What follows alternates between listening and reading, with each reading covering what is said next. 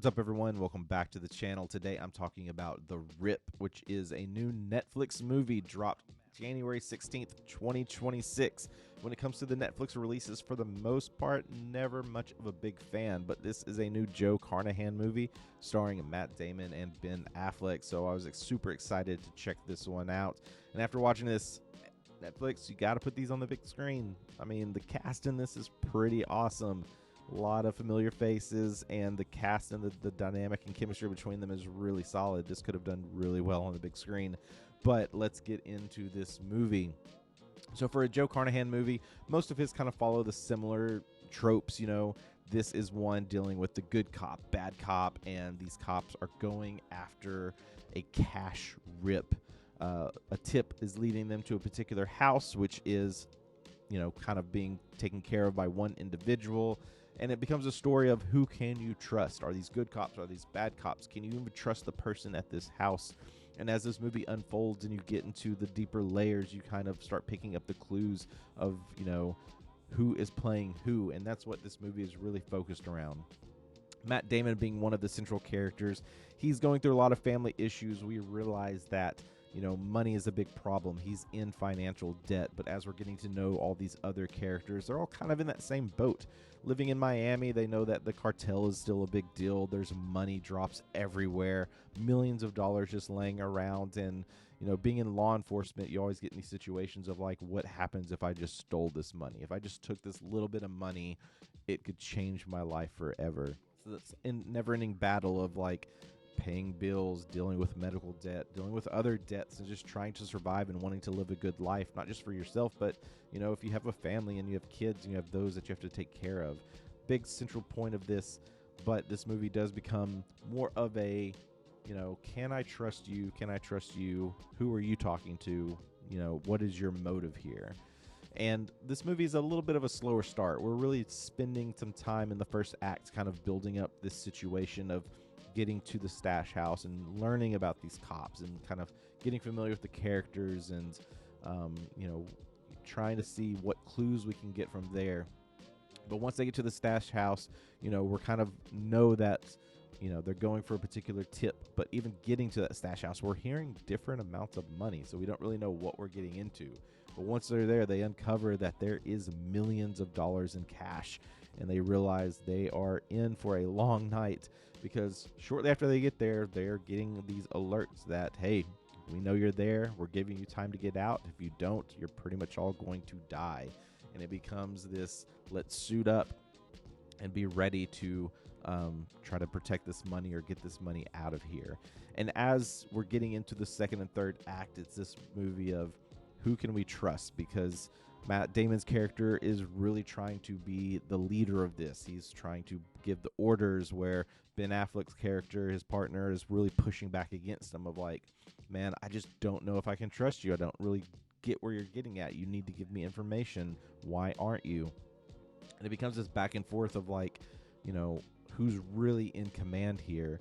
And the deeper we go and the more cops that we're connecting to and other individuals, we're really trying to uncover, like, you know, what's the end game here? Do the cartel care about this money? Are they going to come after and collect this stash? What about this individual that's kind of protecting the house? Like, can we trust her?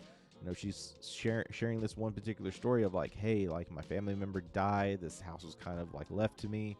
I'm just here. I haven't really explored the whole house. I just kind of showed up as is. We're, you know, rooms of the house of like, you know, I don't know what's in there. I've never been. Like, you tell me. Like, and just kind of one of these, like, man, these cops are just kind of pushing their way in. Like, clearly they have a motive. They're wanting to steal this money and run off. And what do we do about it? And really, once you get to the third act is where all the excitement happens. Like, you get those, the car chases and the gun, you know, sequences and the shootouts, and, you know, you get everyone together of like really trying to figure out, like, you know, the tenets of like who's going to pull their weapon first, because clearly we can't trust all these people. And, you know, it's enjoyable seeing the cast and the actors that we have on screen. I mean, you know, not just so much Matt Damon and Ben Affleck, but you got Teyana Taylor, Stephen Yeun, Kyle Chandler's in this, Nestor Carbonell, even though short role, but like, pretty fun cast, and it's just kind of crazy to see, like, you have, it's in a weird way. You've got like so many superheroes. You've got Invincible and Batman and a Lantern that are all on here. Sasha is Desiree or Desi, and like she was Supergirl as well. Like, so you're getting like these really fun super actors, like these superstar actors, and having them all on screen together is what makes this such an enjoyable watch, and is what drew me to want to see this as well. I think the movie as a whole, it's got its faults. I think the script is fine, the pacing is okay.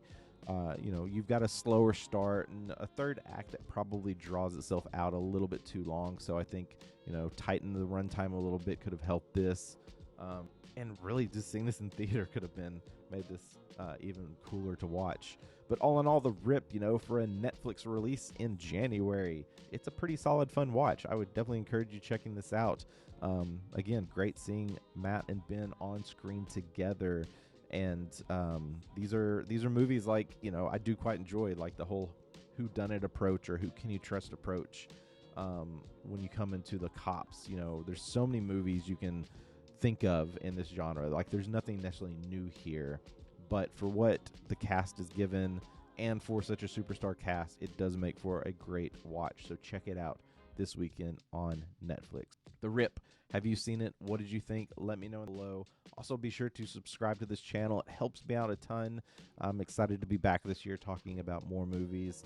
And I'll be back soon. Like, I've recently saw Night Patrol, so you want to get into the whole cop realm. That's a whole different movie, and we'll get into that in a future review, getting in more into the horror side, dealing with police officers. So very, very, very different movies here, but kind of interesting to see both about cops. All right, anyway, I'm rambling, but I'll be back again with more reviews soon and series reviews. I've recently finished All Her Fault, which is streaming on Peacock. I'll be talking about that as well.